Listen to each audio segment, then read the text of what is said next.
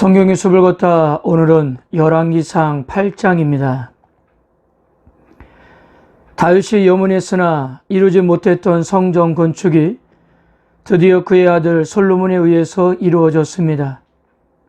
그래서 솔로몬은 완공된 성전에 언약궤를 옮기면서 하나님께 봉헌하는 예배를 드립니다. 1절입니다.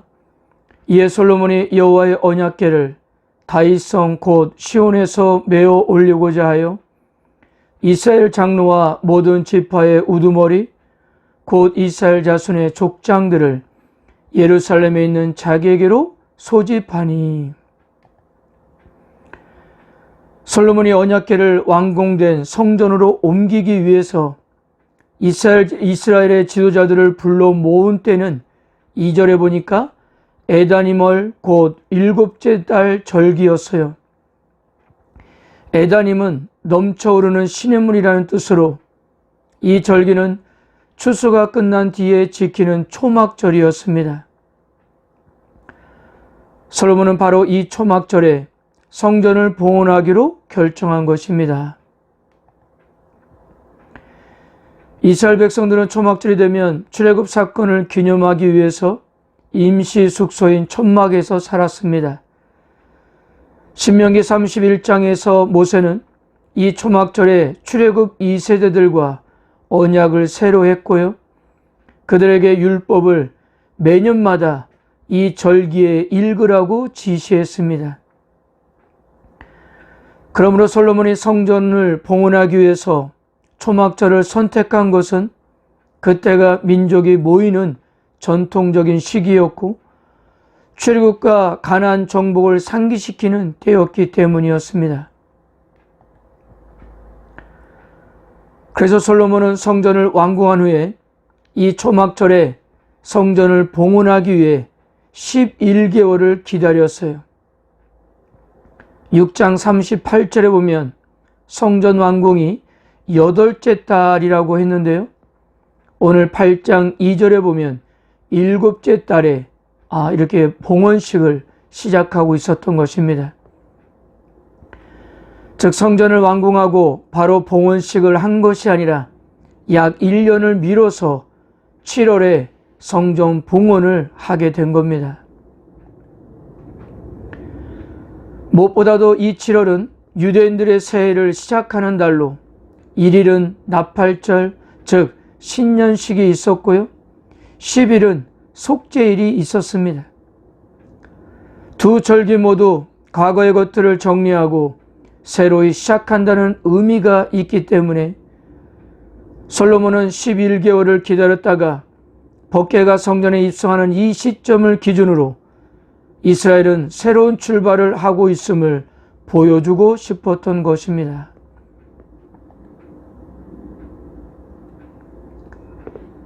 (9절에서) 11절입니다.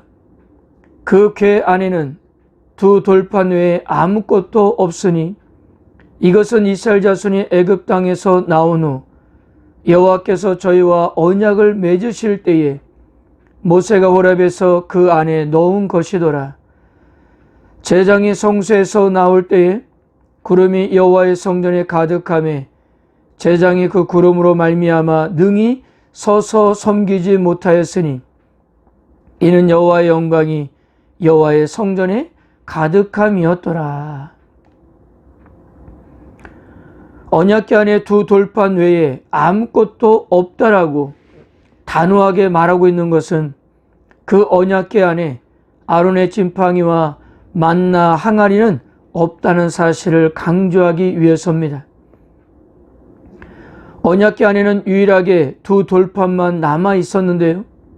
이것은 하나님과 이스라엘 백성들이 맺었던 시내산 언약을 상징하는 것으로서 하나님과 이스라엘의 관계는 불가분의 관계임을 나타내 주고 있는 것입니다.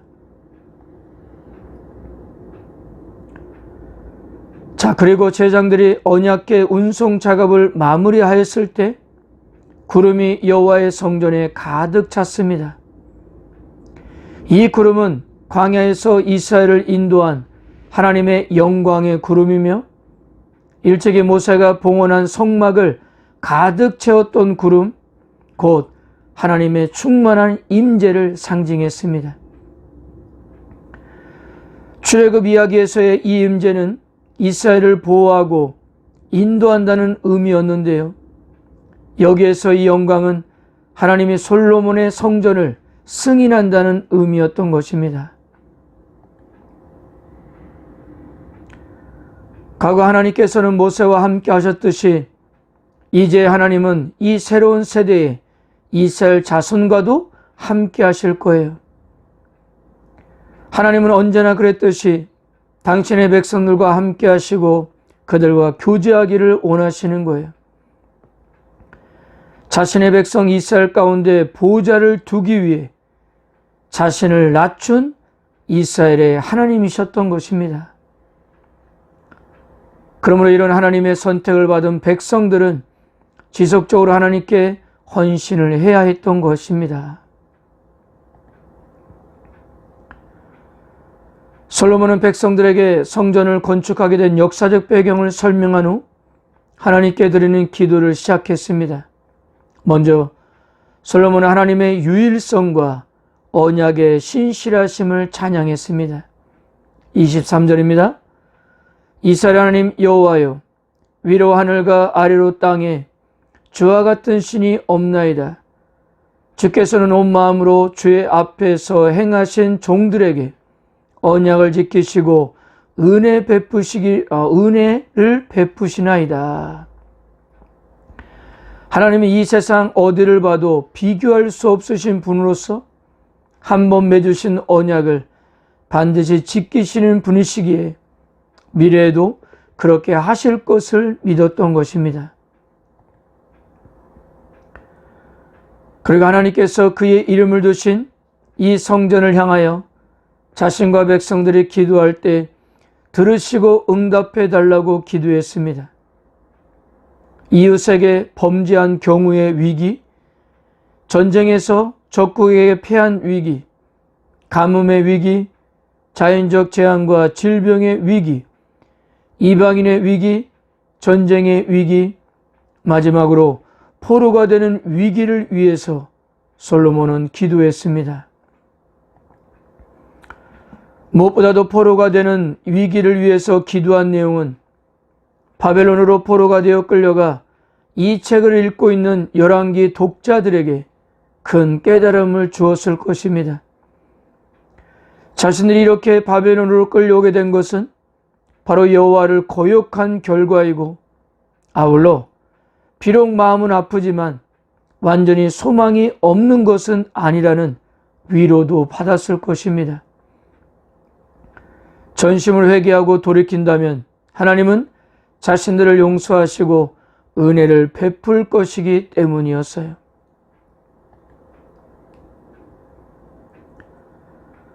솔로몬이 하나님의 이러한 은혜를 확신할 수 있었던 근거는 바로 출애굽의 사건이었어요. 51절을 보세요. 그들은 주께 철품물 같은 애굽에서 인도하여 내신 주의 백성, 주의 소유가 대민이다. 바로 이때부터 하나님과 이스라엘의 특별한 관계는 시작되었으며, 어떠한 일이 있어도 하나님과 이스라엘의 이 특별한 관계는 깨지지 않을 것이기 때문이었어요.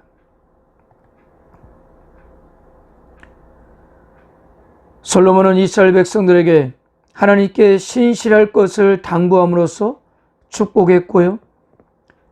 62절에서 66절에서 성대한 성전 봉헌식을 거행했습니다. 그리고 백성들을 자기 집으로 돌려보냈습니다. 66절입니다. 여덟째 날에 솔로몬이 백성들을 돌려보내매 백성이 왕을 위하여 축복하고 자기 장막으로 돌아가는데 여호와께서 그의 종 다윗과 그의 백성 이스라엘에게 베푸신 모든 은혜로 말미암아 기뻐하며 마음에 즐거워하였더라. 사랑하는 성도 여러분, 오늘 솔로몬이 고백했던 대로 우리 하나님은 언제나 신실하신 분이십니다. 세상의 누구보다도 신실하세요. 하나님은 빈말로 약속하는 경우가 없고 한 번 약속하시면 반드시 지키시는 분이십니다. 그래서 솔로몬은 지금까지 보여주신 하나님의 신실하심에 근거하여 미래를 기대했던 것입니다. 성도 여러분, 하나님께서는 앞으로도 꾸준한 사랑과 은혜로 당신의 백성에게 신실하실 거라는 거죠. 문제는 하나님께 있는 것이 아니라 이러한 기도를 드리는 솔로몬에게 있고 우리에게 있다는 거예요. 언약에 신실하신 하나님께서는 언제나 은혜를 주시겠지만 우리가 하나님 앞에 언제나 신실하지 못하기 때문이에요. 사랑하는 성도 여러분, 오늘도 우리 하나님은 언제나 신실하게 우리들과 함께 하십니다. 그리고 우리들에게 언제나 동일하게 은혜를 베푸십니다. 우리들의 연약함과 부족함에도 이 하나님의 신실하심은 어제나 오늘이나 동일하신 거예요.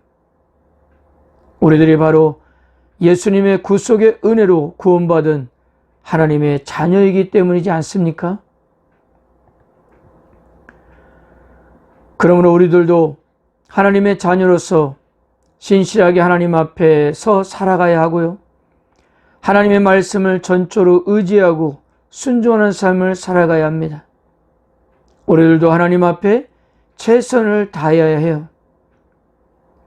그리고 무엇보다도 하나님은 우리의 기도를 들으시고 반드시 응답하신다는 사실입니다.